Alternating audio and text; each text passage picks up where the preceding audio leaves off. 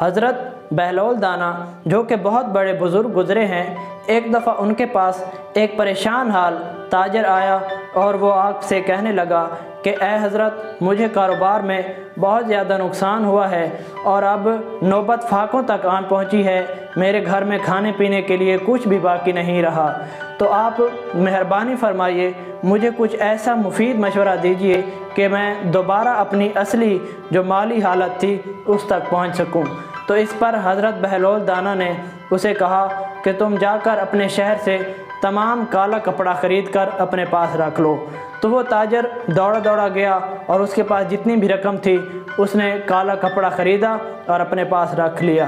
تو خدا کا کرنا ایسا ہوا کہ انہی دنوں میں اس شہر کا جو سردار تھا وہ وفات پا گیا۔ جب وہ وفات پا گیا تو لوگوں نے اس کی تعزیت کے لیے اس کے غم میں کالا لباس پہننا چاہا، تو لوگوں نے اس مقصد کے لیے دکانوں کی طرف رخ کیا اور کپڑے کی دکانوں پر جا کر انہوں نے کالے کپڑے کے بارے میں معلوم کیا، تو انہیں پتہ چلا کہ وہ ایک آدمی وہاں سے سارا کالا کپڑا خرید کر لے گیا ہے۔ تو وہ لوگ دوڑے دوڑے اس تاجر کے پاس پہنچے اور اس سے منہ مانگی قیمت پر کالا کپڑا خریدا اور لباس بنا کر پہن لیا۔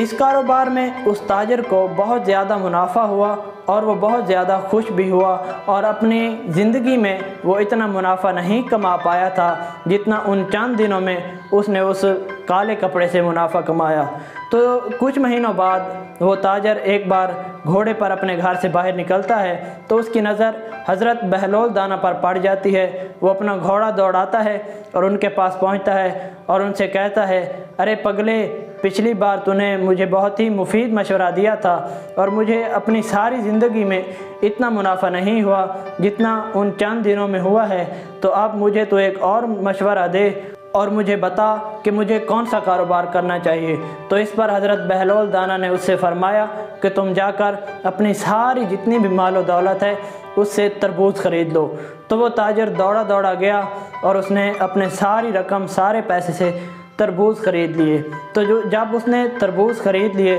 تو ایک ہی ہفتے کے اندر اس کے سارے تربوز خراب ہو گئے، کیونکہ وہ اتنی جلدی بک نہیں پائے، اور اس کی جو ساری دولت تھی، رقم تھی، وہ ساری کی ساری ڈوب گئی۔ وہ بہت ہی پریشان ہوا اور اپنی پہلی جو غربت والی حالت تھی اس کو پہنچ گیا۔ تو وہ دوڑا دوڑا بہلول دانا کے پاس گیا اور ان سے کہا کہ آپ نے پہلی مرتبہ تو مجھے مشورہ دیا تھا، اس میں مجھے بہت زیادہ منافع ہوا، اور دوسری بار جو آپ نے مجھے مشورہ دیا ہے اس میں مجھے بہت زیادہ نقصان ہو گیا ہے۔ تو اس پر حضرت بہلول دانا نے بہت ہی خوبصورت جواب دیا۔ انہوں نے کہا کہ پہلی بار تو ادب کے ساتھ میرے پاس آیا تھا تو میں نے اس کا جواب دیا اور تجھے اس نے مالا مال کر دیا، اور دوسری بار جب تو میرے پاس آیا تو تو نے بے ادبی کی، اور جب تو نے بے ادبی کی تو اس کا تجھے صلہ یہ ملا کہ تو کنگال ہو گیا۔ تو دوستو، میری اس کہانی سنانے کا مقصد یہ ہے کہ ادب کرنا عظیم لوگوں کا شیوا ہے۔ آپ کسی بھی شعبے کو اٹھا کر دیکھ لیں،